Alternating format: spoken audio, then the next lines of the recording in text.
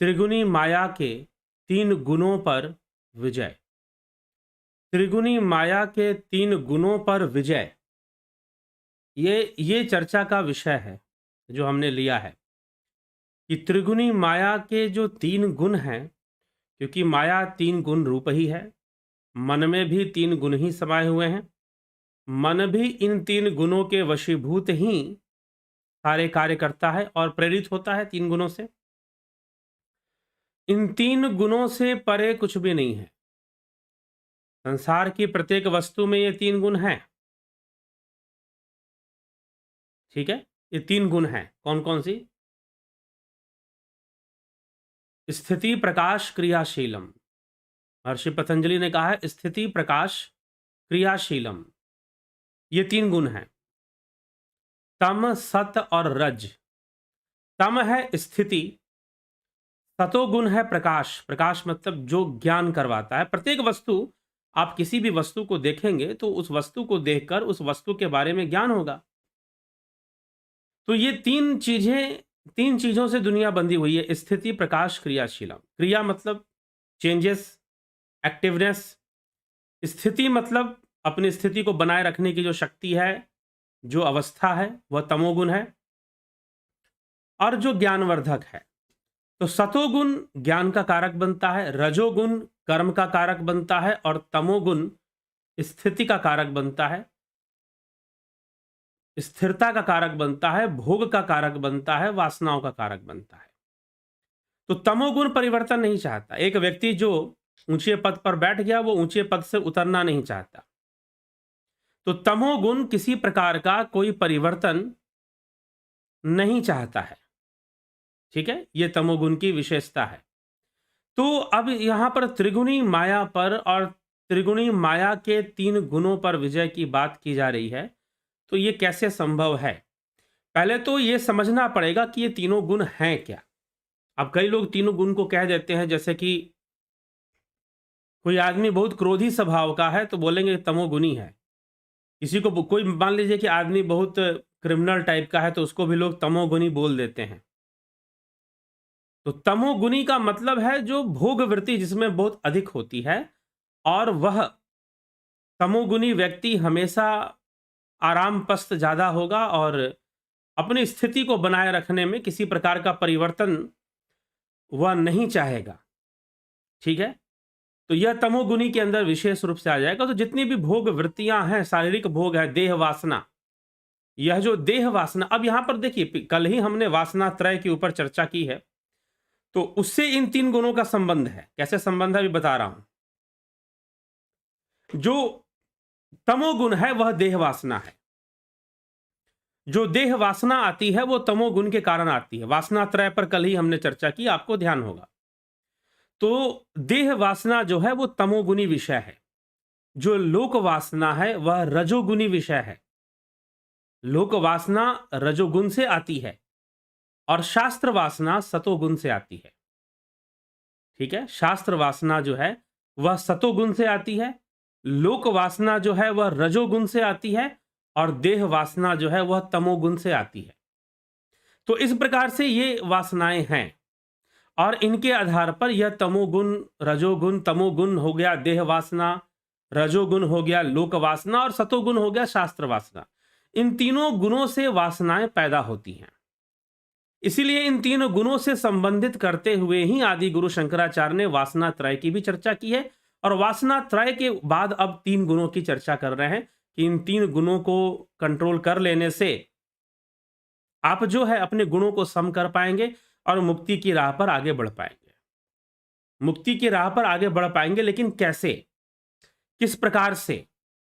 तो ये आदि गुरु शंकराचार्य एक समझाएंगे। एक आम मनुष्य के लिए, एक साधारण मनुष्य के लिए कुछ टेक्निक वो बताएंगे जिससे कि इन 3 गुणों को अपने नियंत्रण में लिया जाए। क्योंकि ये 3 गुण ही हैं जो हमसे सब कुछ करवा रहे हैं। ये 3 गुण ही हमसे सब कुछ करवा रहे हैं। कोई अच्छा काम कर रहा है, कोई पुण्य काम कर रहा है, कोई पाप कर रहा है। पुण्य पाप सब कुछ, पुण्य पाप और मिश्रित, पुण्य पाप का मिश्रण, ये 3 प्रकार के कर्म होते हैं। तो पुण्य पाप और मिश्रित कर्म जो है वो इन 3 गुणों के वशीभूत ही होते हैं। सतोगुण, रजोगुण और तमोगुण के वश में ही सब कुछ चलता है, इससे अलग कुछ भी नहीं है।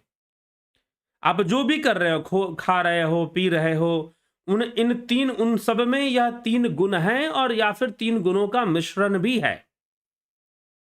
मिश्रण भी है। अगर मान लीजिए कि मैं अभी यहां पर बोल रहा हूं, आप यहां पर बोल रहे हैं, तो इस समय यहां पर 2 गुण काम कर रहे हैं, रजोगुण और सतोगुण।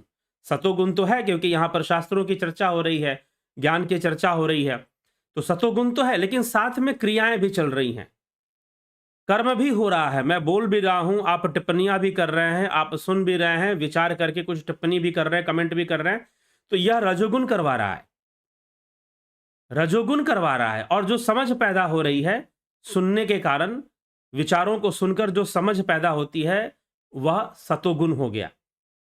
तो हमेशा, और साथ में एक स्थिरता भी बनी हुई है कि आप यहां टिके भी हुए हैं, मैं भी यहां पर अभी आधे घंटे तक बोलता रहूंगा, तो मैं इस एक ही काम में जो टिका हुआ हूं, इसमें तमोगुण का सहारा है। तो संसार में जितने भी कार्य हो रहे हैं, वह इन गुणों से परे नहीं है। ठीक है, वह इन गुणों से परे नहीं है। तो तमोगुण, सतोगुण, रजोगुण, इन 3 गुणों से ही सब कुछ है।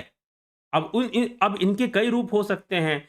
कोई, आप कहो कि कोई आदमी बहुत ईमानदार है तो बड़ा गुणी व्यक्ति है, कोई आदमी बड़ा अच्छा लिखता है, बोलता है, सोचता है, या कोई काम बड़े अच्छे से करता है, सबसे बड़ा प्रेम करता है, तो उसके बड़े अच्छे गुण हैं, उसके अंदर बड़ा सद्गुण है, हम कहेंगे, तो वहां पर सद्गुण की चर्चा हो जाएगी। लेकिन है तो वो 3 गुणों के अंतर्गत ही। तो आपके द्वारा किए गए जितने भी कर्म हैं, उनमें इन 3 गुण होते ही होते हैं, होते ही होते हैं। कोई ज्यादा होगा, कोई कम होगा, लेकिन तीनों के तीनों रहेंगे, तीनों के तीनों रहेंगे। लेकिन कोई गुण बढ़ जाए, मान लो तमोगुण बढ़ जाए, तो आदमी आलसी हो जाएगा, प्रमादी हो जाएगा, भोगी हो जाएगा। रजोगुण बढ़ जाए तो प्रतिस्पर्धा में लग जाएगा, कंपटीटिव लाइफ जिएगा, कंपटीशन में जिएगा। अच्छा, उसने 1 बिल्डिंग बनाई, मैं 2 बिल्डिंग बनाऊंगा, उसने ये करके दिखाया, मैं वो, कंपैरिजन बहुत करेगा आदमी।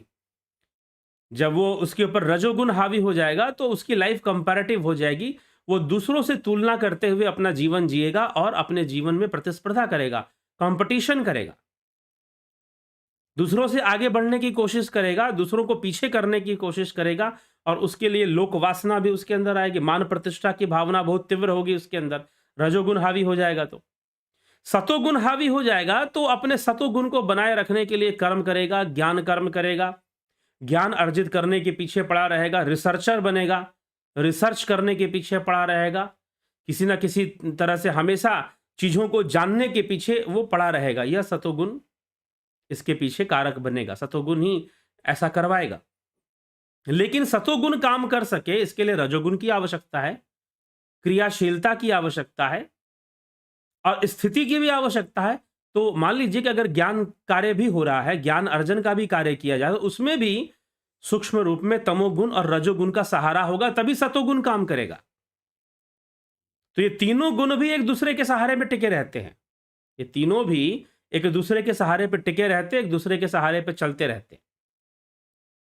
ठीक है, तो इसीलिए कई बार ऐसी चर्चा होती है, कई लोग, कई महात्मा लोग भी ऐसा कर देते, कई गुरुजी लोग भी ऐसा कर देते हैं कि ये शिक्षा देते हैं कि अरे तमोगुण बड़ी गंदी चीज है, रजोगुण उससे ठीक है, और सतोगुण तो सबसे अच्छी चीज है, सतोगुण मुक्ति लाएगा, मुक्ति नहीं देगा।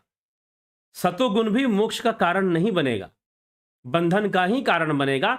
हाँ, सतोगुण को बढ़ा देने से जब हमें सही सही ज्ञान होना शुरू हो जाता है, तो हम मोक्ष की ओर अग्रसर होते हैं, हम ज्ञान के मार्ग पर अग्रसर होते हैं, अध्यात्म के मार्ग पर हम अग्रसर होते हैं। अध्यात्म का मार्ग मतलब आत्मा को जानने का जो मार्ग है, वही अध्यात्म का मार्ग है। तो हम अध्यात्म के मार्ग पर अग्रसर होते हैं सतोगुण की अधिकता होने पर। लेकिन उसमें तमोगुण बिल्कुल नहीं होगा या रजोगुण बिल्कुल नहीं होगा, ऐसा नहीं हो सकता है। तो ये बड़ी अप्राकृतिक सी, इम्प्रैक्टिकल बातें लोग करते हैं, इम्प्रैक्टिकल कंप्लीटली, कि तमोगुण खराब है, रजोगुण थोड़ा अच्छा है, सतोगुण सबसे अच्छा। कोई बिना इन 3 गुणों के कुछ है ही नहीं। किसी वस्तु का अस्तित्व इन 3 गुणों के बिना नहीं है। कोई आदमी कहे कि मैं सात्विक हूं, मैं तामसी नहीं हूं, ऐसा हो ही नहीं सकता।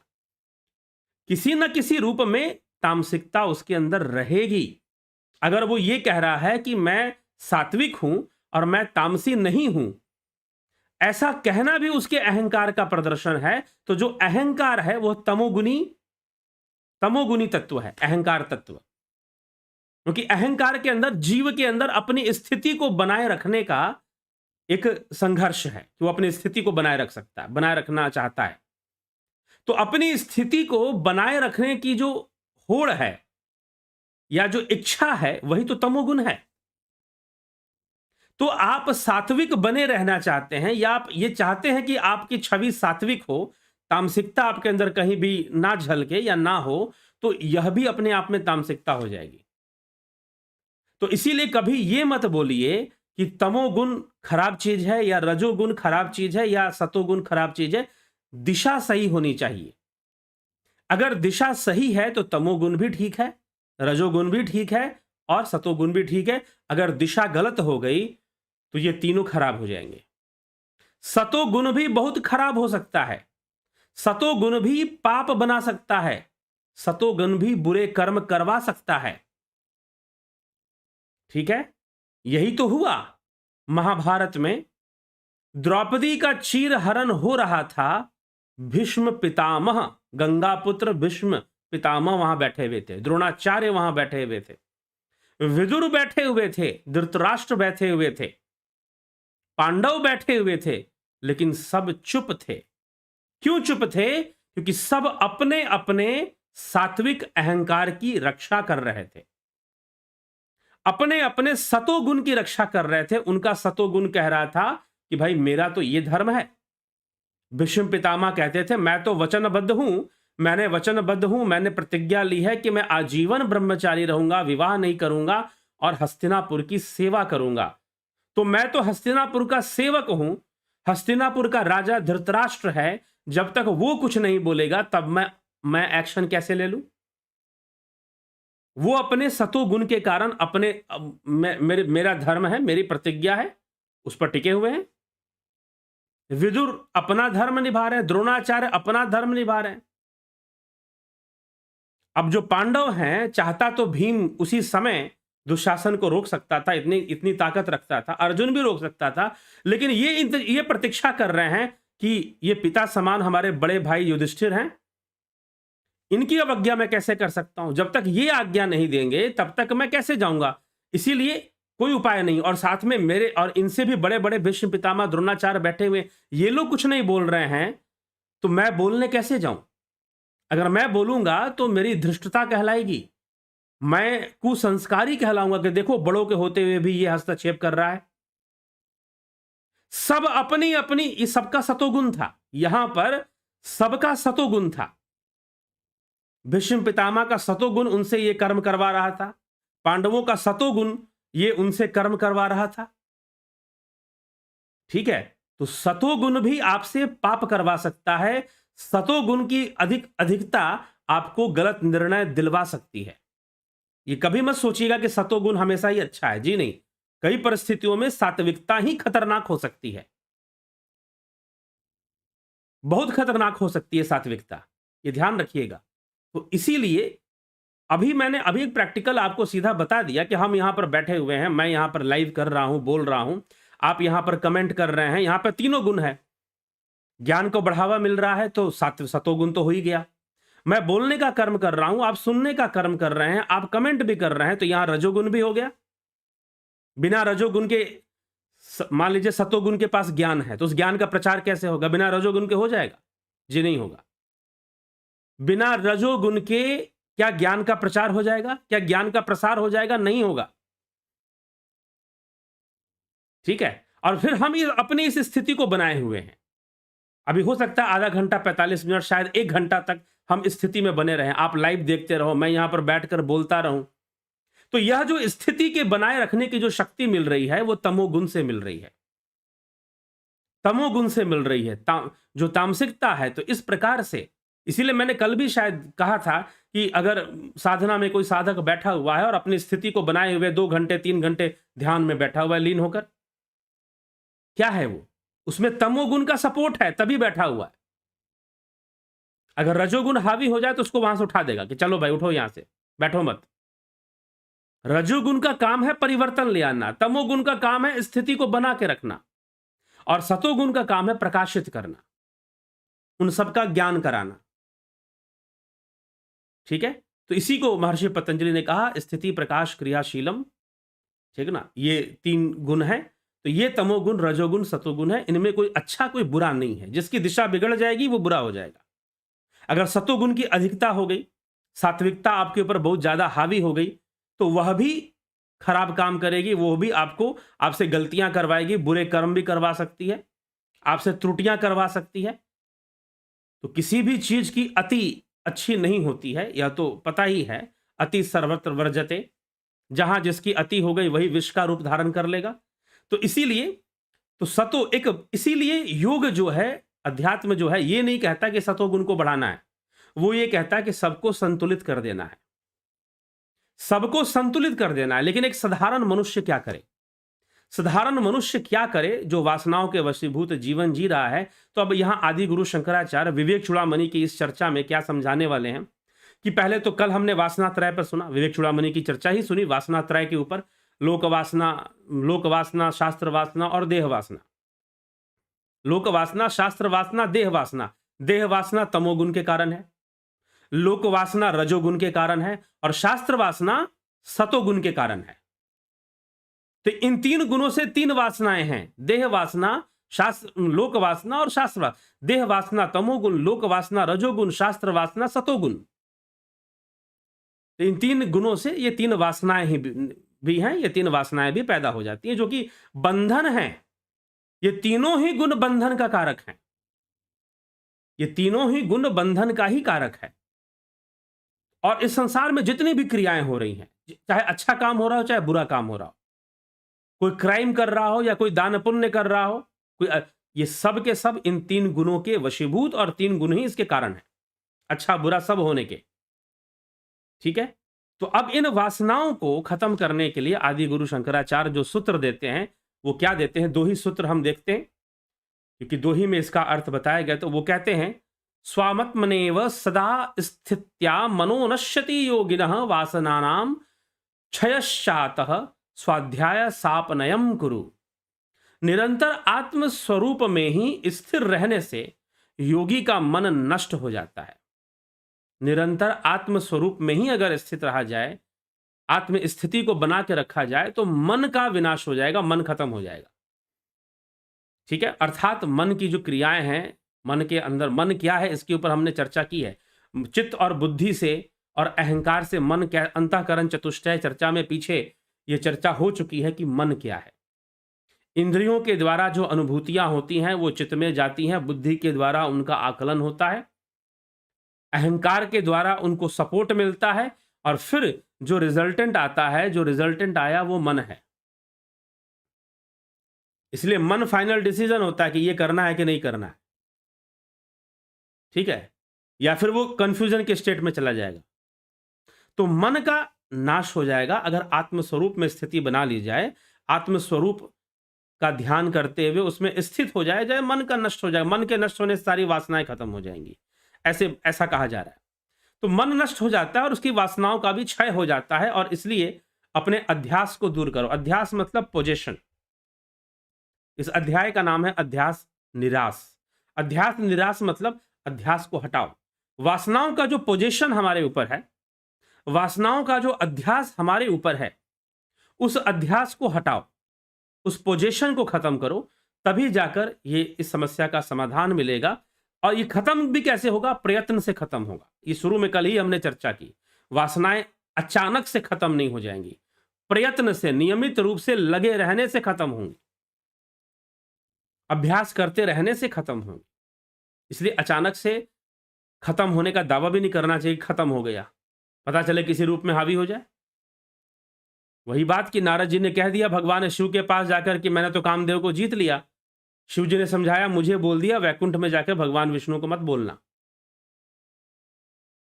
ठीक है, तो इसीलिए संभल के, कौन सी वासना कैसे हावी होगी, अहंकार कैसे हावी होगा, एक योगी को एक दृष्टा भाव से अपने मन पर नजर रखे, कौन सी विचारधारा हावी हो रही उस पर नजर रखे, तो निश्चय ही इन सब चीजों को अपने कंट्रोल में ले आ पाएगा।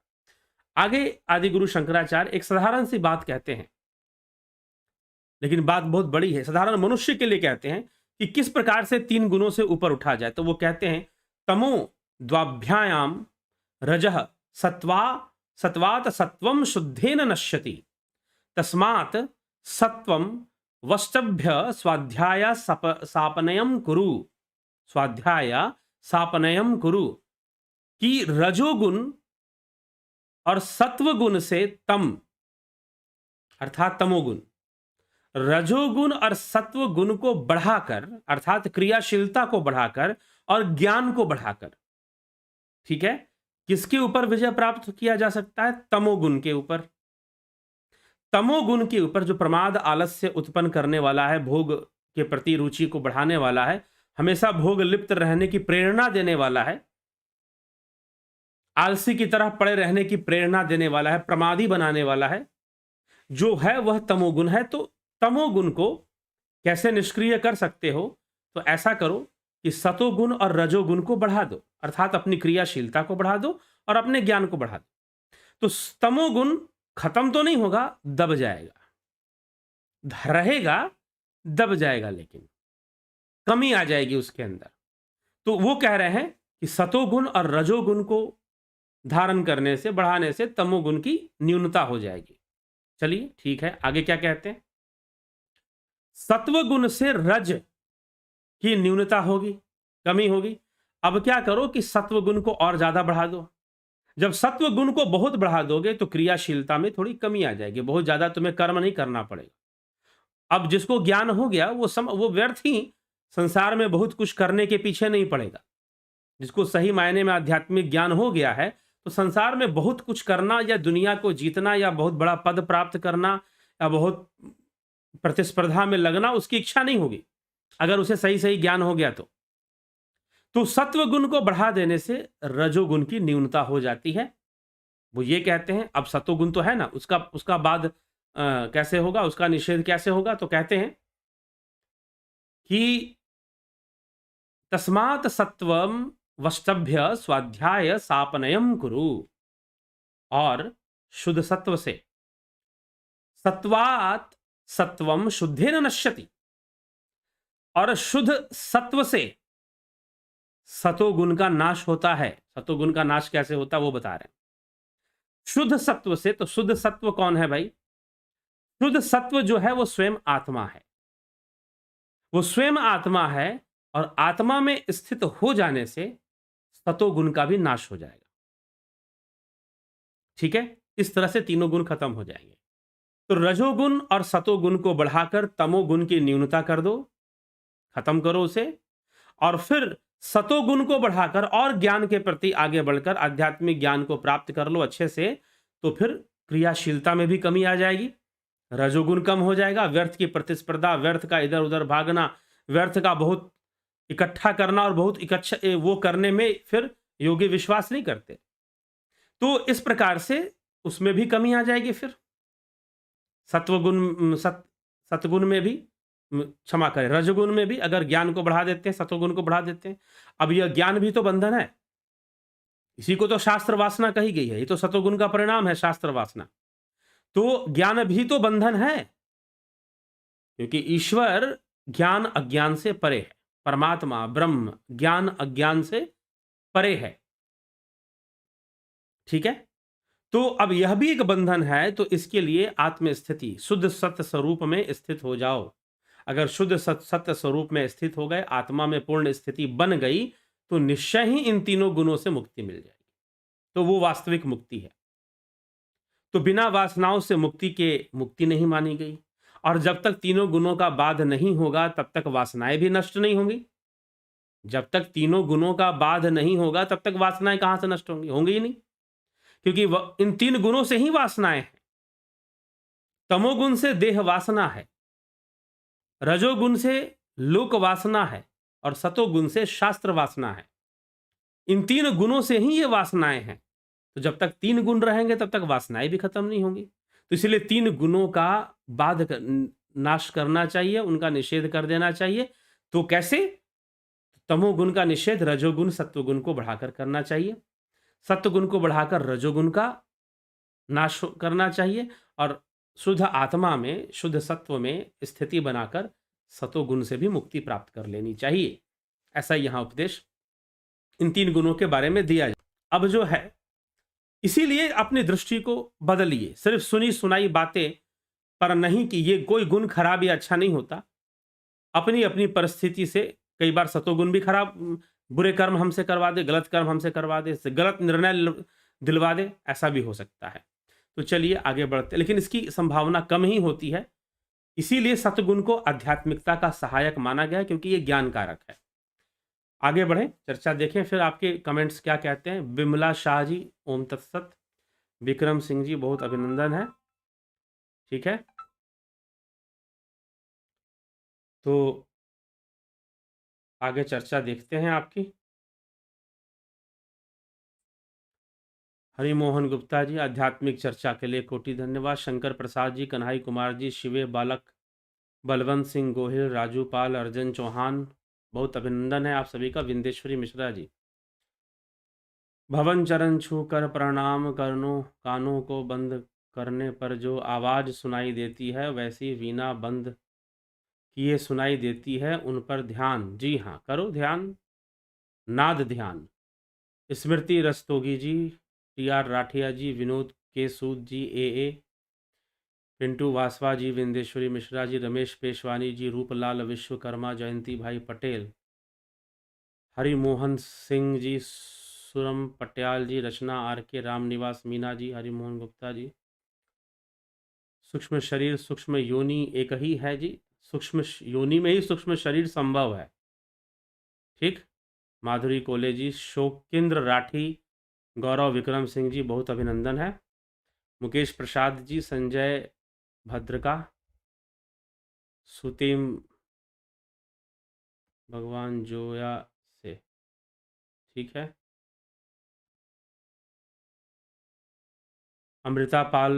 अमृतपाल सिंह जी, क्या 3 गुण हमारे 3 स्वभाव हैं? इन 3 गुणों को कर्म करवाने के लिए प्रेरित कौन करता है? क्योंकि परमात्मा तो गुणातीत है, वह तो कोई कर्म करवा नहीं सकता, तो फिर कर्म के लिए कौन प्रेरित करता है? प्रकृति करती है कर्म की प्रेरणा। ये तो गीता में स्वयं भगवान 3रे अध्याय में लिख रहे हैं कि अर्जुन, सारे कर्म जो है प्रकृति के गुणों के द्वारा करवाए जाते हैं। प्रकृति के ये 3 गुण हैं, यह विषमता की अवस्था में है। ठीक है, यह विषमता की अवस्था में है, तो यह 3 गुण जो है ये हमें कर्म करने के लिए प्रेरित करती है। और कर्म करने के लिए प्रेरित विशेष रूप से रजोगुण करता है। रजोगुण ही विशेष रूप से कर्म करने के लिए प्रेरित करता है। ठीक है, जितने भी कर्म होते हैं जीव के द्वारा बहुत सुख भोगने के चक्कर में या बहुत कुछ एकत्र करने के चक्कर में, वह रजोगुण के कारण ही होते हैं। तो यह रजोगुण, सतोगुण, तमोगुण, यही तो प्रकृति है। और इंद्रिय जगत में इनकी विषमता है, और विषमता होने के कारण इनके बीच में संघर्ष और भेद पैदा हो जाते हैं। और इन संघर्ष और भेद से ही कर्म पैदा हो जाते हैं, कर्म बंधन पैदा हो जाते हैं। यह स्वतः ही होने वाली एक क्रिया है। ठीक है, तो ये चीज है। परमात्मा तो गुणातीत है, वह तो कोई कर्म करवा नहीं, वो कर्म नहीं करवाता, लेकिन वो सकाश है। वह बिना किसी अनइंटेंशनली वह प्रेरित करता है। अगर यह कहा जाए कि बिजली पंखा चलाती है, तो बिजली पंखा नहीं चलाती है। बिजली का अपना गुण है, वह तो बस तार से निकलती है। वो पंखा थोड़ा, उसका कोई नियत नहीं है कि मेरे गुजरने से पंखा चले, टीवी चले या कुछ गीजर चले, उसको कोई मतलब नहीं इन बातों से, लेकिन अपने आप चलता है। तो उस सकाश से ही प्रकृति सारी सृष्टि को रचती है। श्रीमद् भगवद गीता 9वां अध्याय 10वां या 13वां श्लोक में चर्चा मिलती है। स्मिता सावंत जी, अजीत अपराजित जी, दर्शन पांड्या जी, द रियल फैक्ट। हमेशा आत्मा में कैसे रह सकते हैं, वो कौन सी अवस्था होती है? तो ध्यान की अवस्था है, ध्यान सिद्ध ध्यान की अवस्था है, जहां पर हमेशा आत्मा में स्थिति बनी रहती है। ठीक, मन का नष्ट हो जाना का क्या तात्पर्य है? क्लियर नहीं हो पाया। मन के नष्ट हो जाने का तात्पर्य यह है कि जो विचारों की जो गति है, चित्त की जो वृत्तियां हैं, वो शांत हो गई हैं, तो मन का शांत हो जाएगा। चित्त वृत्ति का निरोध होगा तो, या एक ही भाव अवस्था बन जाए, ध्यान की अवस्था में एक ही भाव, तो उस समय मन नष्ट हो जाता है। क्योंकि एक भावना से मन नहीं चलेगा। मन तभी चलेगा जब एक से दूसरी भावना पैदा हो। ठीक है, तो एक ही भाव अवस्था में भी, ध्यान अवस्था में भी मन नष्ट हो जाता, मन नहीं रहता, क्योंकि मन बाहरी रूप है, अंदर में तो बुद्धि, चित्त, अहंकार और इंद्रियां, ये तीनों मिलकर जो डाटा प्रोसेस करती हैं और जो रिजल्ट देती हैं, वो रिजल्ट ही मन है, वो रिजल्ट ही मन है। तो रिजल्ट निकलना बंद हो गया, चित्तवृत्ति का निरोध हो रहा है, तो रिजल्ट आना बंद हो गया, मन की प्रतिक्रियाएं रुक जाएंगी, तो मन नष्ट हो जाएगा। आत्मस्वरूप में स्थित होने से तो वासनाएं भी नष्ट होंगी फिर। तो ये आत्म स्थिति या ध्यान योग की स्थिति का वर्णन है। कमलेश खैरनर जी, बहुत बहुत अभिनंदन आप सभी का। जुड़े रहें, बने रहें, और इसी के साथ विराम देंगे। और 29 दिसंबर से 29 दिसंबर से ध्यान योग का कोर्स शुरू हो रहा है। अगर आप तर्कों से ऊपर उठकर अभ्यास करना चाहते हैं, अभ्यास की एक सही विधि जानना चाहते हैं, तो आप ध्यान योग का कोर्स 29 दिसंबर से शुरू होने वाले ध्यान योग के कोर्स को आप ज्वाइन कीजिए। ठीक है, 29 दिसंबर से शुरू होने वाले ध्यान योग के कोर्स को ज्वाइन कीजिए और प्रैक्टिकली चीज़ों को समझिए, सूक्ष्मता को प्रैक्टिकली समझने की कोशिश कीजिए। मन की सूक्ष्मता क्या है? सिर्फ बातों तक सीमित रहकर बातें हमेशा रहेंगी, तर्क कभी खत्म नहीं होंगे, प्रश्न कभी खत्म नहीं होंगे जब तक अनुभूतियां नहीं होंगी। और बिना अभ्यास किए, बिना ध्यान योग में प्रवृत्त हुए, प्रवेश किए, कोई अनुभूति कहां से हो सकती है? तो तर्कों से हर बात समझ में आ जाए या फिर कॉन्सेप्ट क्लियर हो जाए, यह संभव नहीं, ये कदापि संभव नहीं है।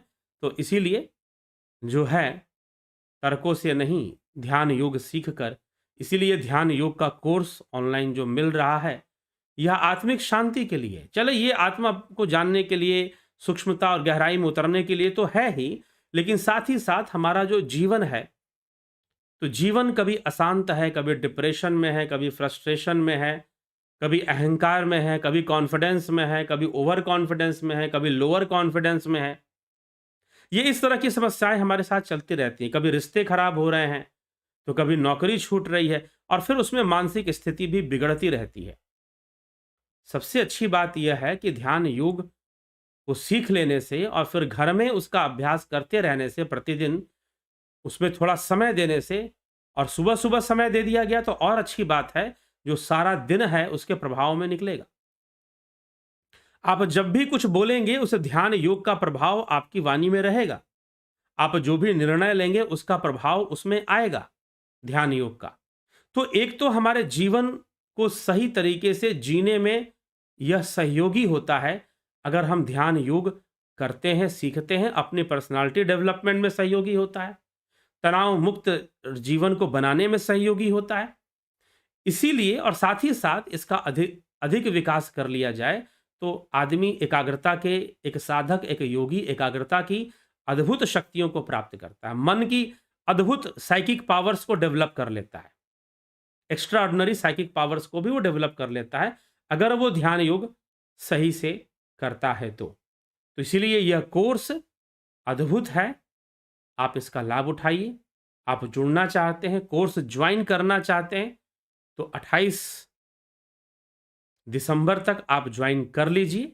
29 से यह कोर्स शुरू हो जाएगा, इससे संबंधित जो चीज़ें हैं वो आपको मिलनी शुरू हो जाएंगी। ठीक है, तो इसीलिए विचार करें, और विचार कर कर यह सारा कार्य आप करें और लाभ उठाएं। ठीक है, आगे चलते हैं, विराम देते हैं। इसको फिर भी कुछ लोग कमेंट कर रहे हैं, देख लेते हैं।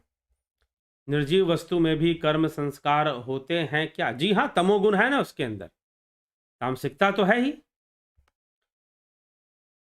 गीता जी में कहा गया है कि जीवात्मा खुद प्रकृति में स्थित मन की तरफ आकृष्ट होता है। जीवात्मा खुद प्रकृति में स्थित मन की तरफ क्या आकृष्ट होगा? जीव खुद ही इन 3 गुणों से निर्मित है, जीव स्वयं ही इन 3 गुणों से ही बना हुआ है, तो वो आकृष्ट भी होता है और इन 3 गुणों के आधार पर जीत रहता भी, उसका जीवन भी 3 गुणों से ही चलता है। ठीक है, ओम प्रकाश जी, प्लीज बताइए आपका अध्यात्म की ओर कैसे? नहीं बता सकते जी, ये सब कोई व्यर्थ के सवाल है, अपना टाइम बर्बाद कर रहे हैं। ये यहाँ पर विषय पे चर्चा हो रही है। ठीक है ओम प्रकाश जी, यहाँ पर विषय पे चर्चा हो रही है, तो विषय पे ही चर्चा करिए तो बेहतर होगा।